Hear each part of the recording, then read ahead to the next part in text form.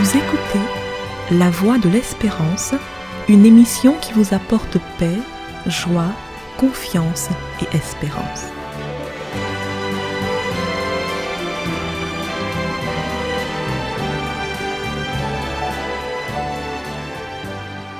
Bonjour à la Guyane et bonjour à tous depuis la Guyane. Aujourd'hui, nous parlerons du masque et de ce qui pourrait se cacher derrière le masque. Comme vous le savez, le port du masque a été rendu obligatoire pour lutter contre la transmission du virus responsable de la COVID-19. Ce fut certainement la mesure la plus visible du plan de lutte contre la COVID-19.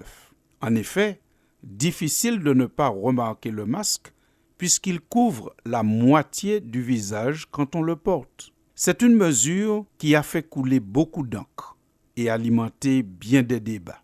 Et ce n'est pas fini, puisque les discussions et parfois même les disputes continuent autour de cette obligation qui est en train d'être levée. Certaines personnes se réjouissent en disant « il était temps, c'est un retour à la vie, à la liberté. On peut enfin revoir les visages et les sourires de nos interlocuteurs. » De plus, le fait de ne plus voir le masque partout permettra aux gens d'oublier cette horrible épidémie. D'autres, au contraire, pensent qu'il est prématuré de suspendre l'obligation du port du masque en intérieur. Ils s'inquiètent parce que le virus circule toujours et qu'il faut être solidaire pour protéger les plus vulnérables. On a même vu apparaître sur Twitter récemment le hashtag « Oui au port du masque ». D'ailleurs, nombre de personnes comptent bien continuer à porter le masque, même là où il n'y a plus l'obligation. La divergence des points de vue sur le masque en inquiète plus d'un. Sachant que tout le monde ne l'enlèvera pas, on peut craindre des tensions entre les gens qui souhaitent continuer à le garder et ceux qui l'enlèveront.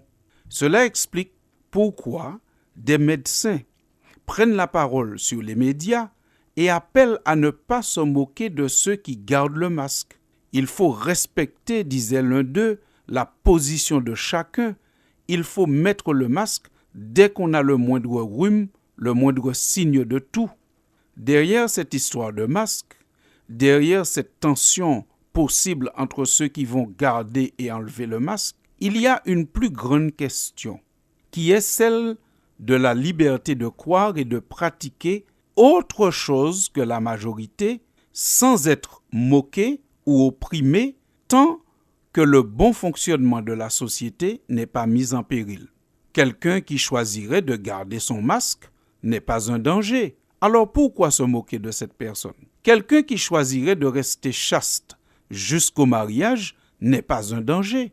Alors pourquoi se moquer de cette personne? Quelqu'un qui choisirait de garder le 7e jour comme jour de culte et de repos, comme le faisait Jésus, n'est pas un danger. Alors, pourquoi se moquer de cette personne et chercher à lui rendre la vie difficile? Le respect de la liberté de l'autre, de sa liberté de conscience et de croyance, est un signe d'intelligence et de maturité qui favorise le bien vivre ensemble. C'est ce que Jésus a cherché à enseigner à ses disciples en tentant de leur faire comprendre qu'il n'appartient pas à l'homme de juger et encore moins de condamner son prochain. L'apôtre Luc rapporte au chapitre 9 de son évangile qu'un jour, Jésus prit la résolution de se rendre à Jérusalem. Il envoya des messagers devant lui. Ceux-ci partirent et entrèrent dans un village de la Samarie pour lui préparer tout le nécessaire. Mais Luc nous rapporte que les habitants refusèrent de le recevoir parce qu'il se dirigeait vers Jérusalem. Et au verset 54, nous lisons « Quand les disciples Jacques et Jean apprirent cela, ils dirent « Seigneur, veux-tu que nous commandions au feu de descendre des cieux et de les exterminer ?» Luc chapitre 9, verset 54. Au verset 55, nous lisons maintenant que Jésus se retourna vers eux et les réprimanda, disant « Mais vous ne savez de quel esprit vous êtes animés ?» Et ils allèrent dans un autre village. Fin de citation. Pourquoi Jacques et Jean sont-ils si vindicatifs? Ils le sont certainement parce que entre Juifs et Samaritains, l'entente n'est pas cordiale. Mais ils le sont aussi certainement parce qu'ils sont conscients que Jésus est le Christ, le Fils de Dieu.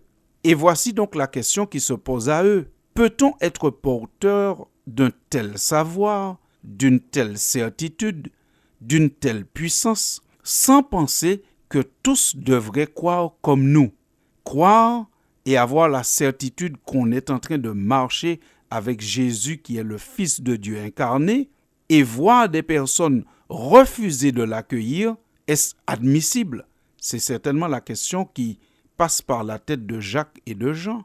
Mais vous savez, quelle que soit la pensée ou la croyance que nous portons en nous, et que nous considérons être une vérité bienfaisante ou essentielle, elle n'est pas à imposer aux autres. On ne peut que partager et laisser l'autre libre de choisir et enfin respecter son choix. C'est ainsi que Dieu partage la vérité qu'il porte en lui. Le prophète Ésaïe nous le rapporte au chapitre 48 de son livre et au verset 17. « Ainsi parle l'Éternel, ton Rédempteur, le Saint d'Israël. Moi l'Éternel ton Dieu, je t'instruis pour ton bien. Je te conduis dans la voie que tu dois suivre. Oh, si tu étais attentif à mes commandements, ton bien-être serait comme un fleuve et ton bonheur comme les flots de la mer. » Nous voyons ici apparaître Dieu qui fait une proposition, une offre. Il présente une manière de vivre, mais ses auditeurs sont libres de choisir ou pas.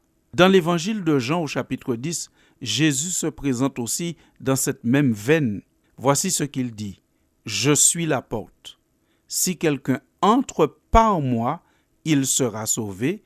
Il entrera, il sortira et il trouvera des pâturages. » Si quelqu'un entre par moi, a dit Jésus. Ceci indique la liberté de choix de chacun. Jésus ne fait pas rentrer de force dans sa bergerie. Il propose un plan, on l'accepte ou pas. Et dans Matthieu 11 au verset 28, il confirme cette manière de faire en disant « Venez à moi, vous tous qui êtes fatigués et chargés, et je vous donnerai du repos. » Jésus laisse le choix à chacun et respecte ce choix.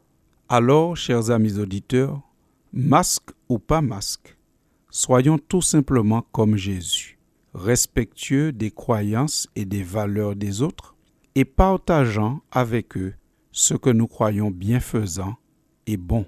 Sur ce, je vous dis à très bientôt dans votre émission La Voix de l'Espérance. Le Fils de Dieu voudrait t'entourer de ses puissants bras d'amour. Lui seul peut combler ton âme pour toujours.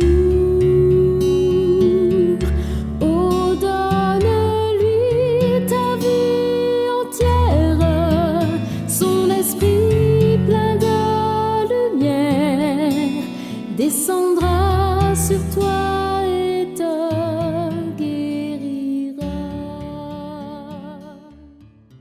C'était La Voix de l'Espérance, une émission préparée par l'Église adventiste du 7e jour. Si vous désirez avoir une copie de la causerie d'aujourd'hui, demandez-la. Elle vous sera donnée gracieusement. Écrivez à La Voix de l'Espérance, boîte postale 169 97 324, Cayenne, CEDEX, ou téléphonez au 0594 25 64 26. Merci chers auditeurs et à bientôt.